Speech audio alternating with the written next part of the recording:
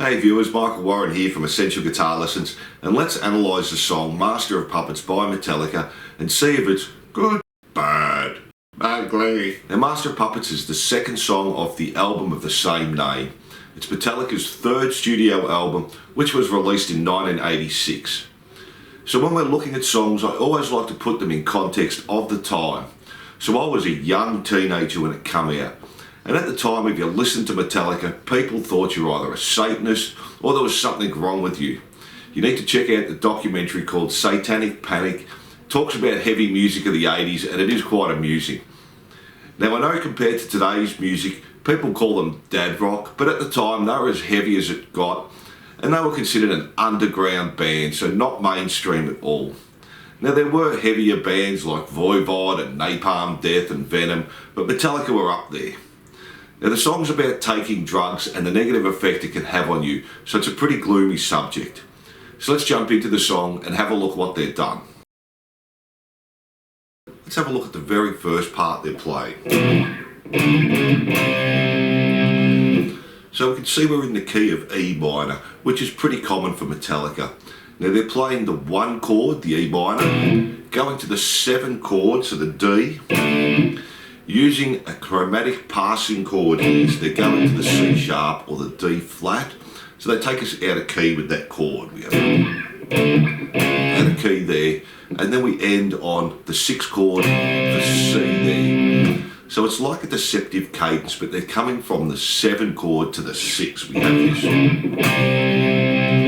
Now if we look at the harmonic function, they're going from a tonic, so the 1 chord, up to the 7, which is a dominant chord. We've got that passing chord, and then finish on a tonic function chord again there, that C.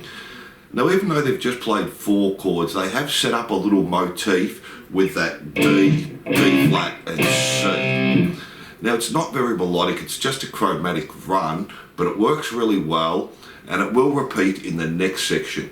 Now Metallica are great at doing this. It's like they're giving you a little bit of information and getting your ear used to hearing this motif, so a little, and in the next section they'll tell you the whole story by repeating that motif. They're also putting us on edge by finishing on that 6th chord instead of going back to the 1 chord, so it builds up that tension. So that's the very first part. I know I've spoken a lot and there's only 4 chords, but it gets us ready for the song. So then we have the next part of the intro, so let me play that slowly for you.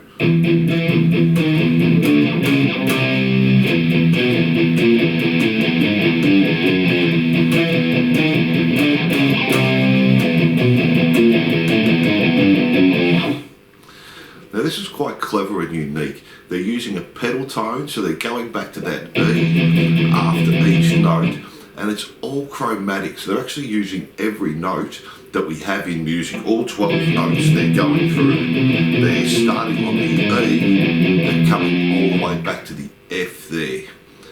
Now they're adding in the motif as well that we had at the start. We're just playing it up the neck, the D, D flat and the C. And they're emphasising that with the drums. So now they're telling us the whole story of the intro. Now I say it's unique because I can't think of a song that uses 12 notes chromatically and then repeats that pattern 4 times. Let me know in the comments if you know of any songs that do this. Now there are plenty of songs that will put part of a chromatic pattern in, but rare to see all 12 notes used. Now this is also keeping us on the edge of the seat because they haven't really established a key properly. They keep us wondering. We know we're sort of in E, but we've got all these chromatic notes in there as well. So then we have the new riff, and let me play that slowly for you as well.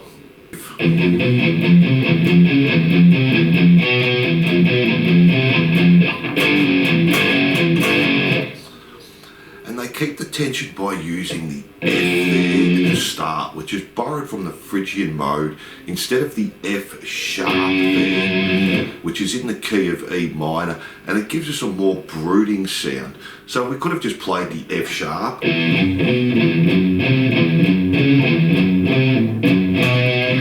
but if we put that F in, it sounds a little more dirty and a little uglier, which is exactly what we want there.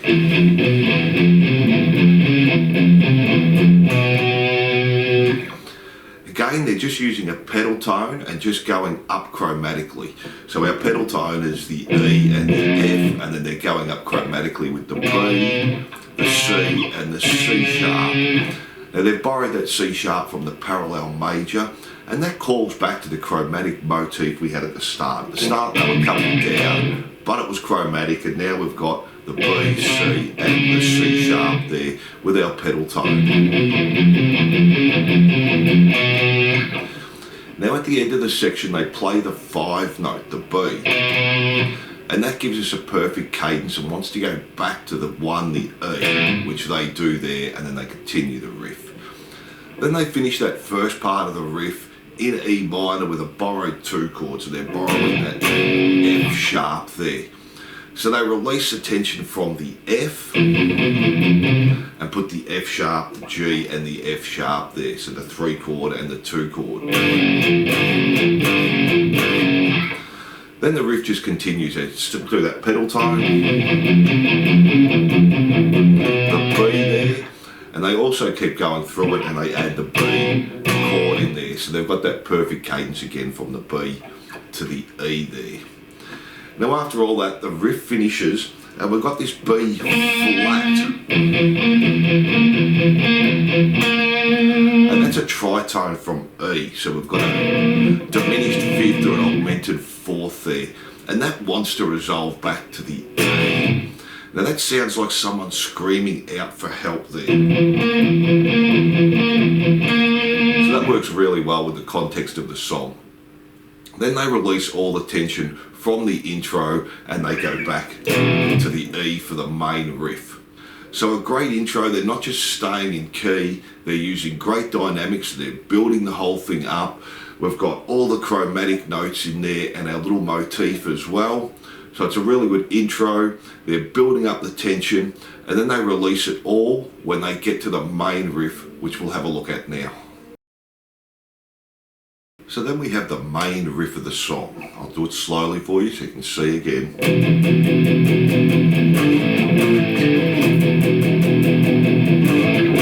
It just keeps repeating that there. Now James does this all with down picking, so it's great the way he does it.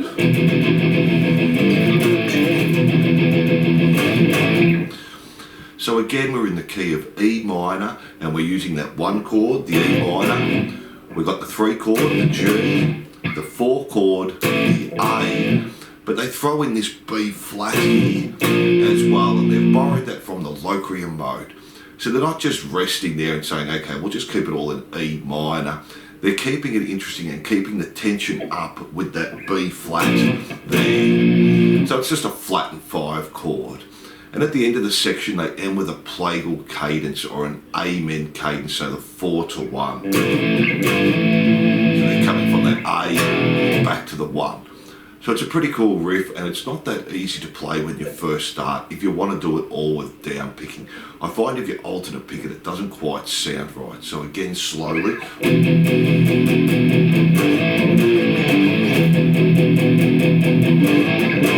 It's got that amen cadence there at the end, back to the 1 chord. So continuing the verse, they do a modulation, which is just a fancy way of saying a key change. And they use a sequential modulation, which means they play the same riff, but they're having to move it up a tone to the F sharp. Now the riff is slightly different. We got.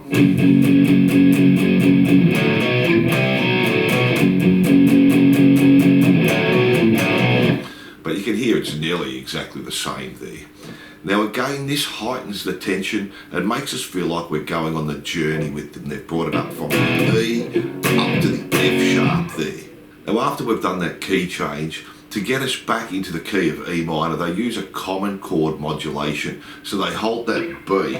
So it takes our ear away from the F sharp, or the key of F sharp. We hold on that B. And that's a common chord, so there's a B in the key of E minor, and that's just another perfect cadence there. They're going from the 5 chord to the 1 chord to get us into the pre-chorus. So again, it's all still pretty tense now. So let's have a look at the pre-chorus. So then we have our pre-chorus. Let me play that slowly for you.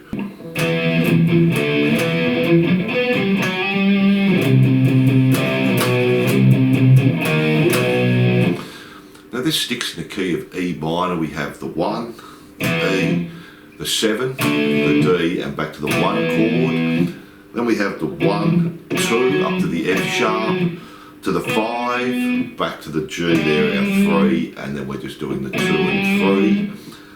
Then he's palm muting on the C, so that's just our 6 chord, and then the 6, 5 to the B. Then we go back to the 6 again.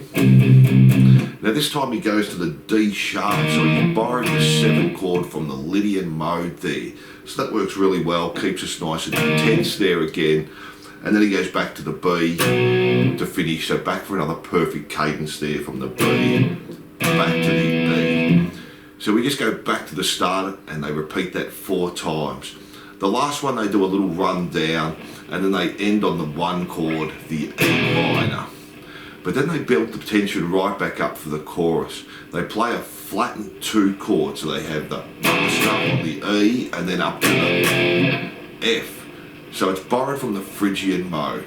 So the F is a great little change there. Instead of doing our E to F sharp there, they've dropped it back to the F to keep that tension and get us ready for the chorus. Then they go into the chorus. Let me play that slowly for you. And we've just finished on the E to the F and then back to the E.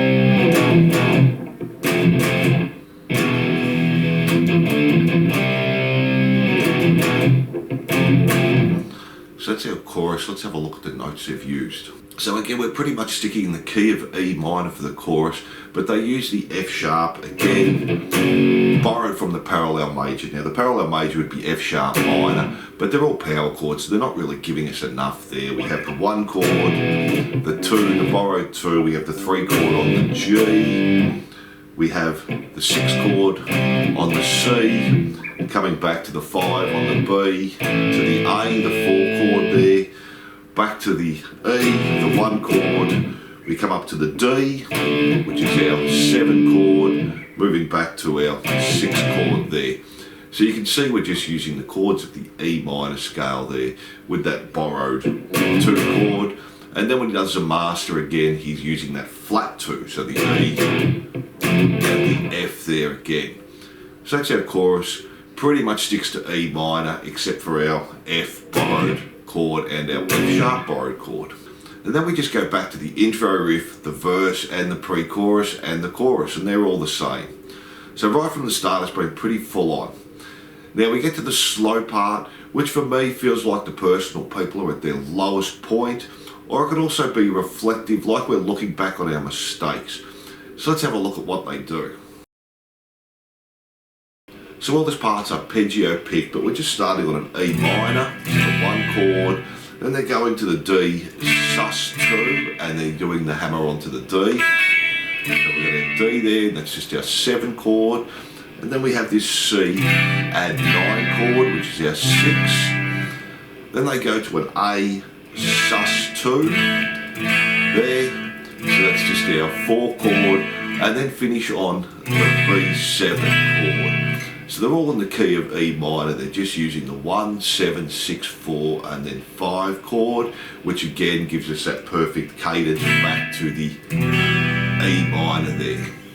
So that's our slow part there, and as we said, that just keeps repeating through all the solos. Now they're using the chord progression 1, 7, 6, 4 and then to a 5. So it's a little bit different. It's not just our standard chord progression, and it gives us a real sad feeling with that progression as well. Now let's have a look at the solo. Now I won't go through every note here, but let's have a quick look at what they're doing. So we have the notes to this little melodic solo here, and I'll just again do it slowly for you.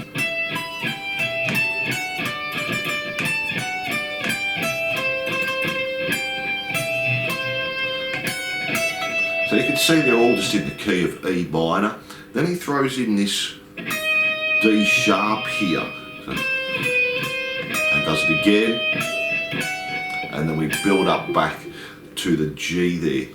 So that D sharp is not part of E minor, But he can use that because when they're playing that, it's over the B7 chord, and that has a D sharp in it. So that works nicely with that D flat there. So most of the solo just uses the first, second and third positions of the E minor pentatonic scale. We have the first position, the second position, and the third position. So you can see all those high notes there. Now, except for the F sharp, which is on the 14th fret on the E string, and the C, which is the 13th fret of the B string, but they're part of the E minor scale, so they work fine, and we spoke about that D sharp as well. Now on that solo there's a tight harmony, it's using the third intervals right through. Then we have James's solo, and the rhythm stays the same as our clean section. Now the solo is a little bit more bluesier.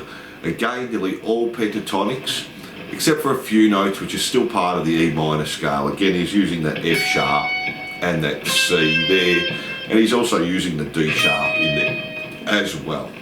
Then they return back to the melodic solo again. Then after the solo they start building up again. They're just playing the clean part, but this time they're doing it with a heavy guitar, and they're building to the next part, which they hold the E,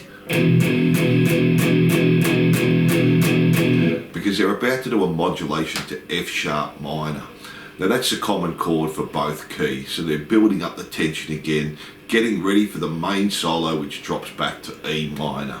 So they're just using the one chord of the F sharp minor, coming up to the flattened 2 on the G, back to the F sharp, back to the flattened 2, and then they come up to the 5 chord here, the C sharp. And they're just repeating that over again there. So.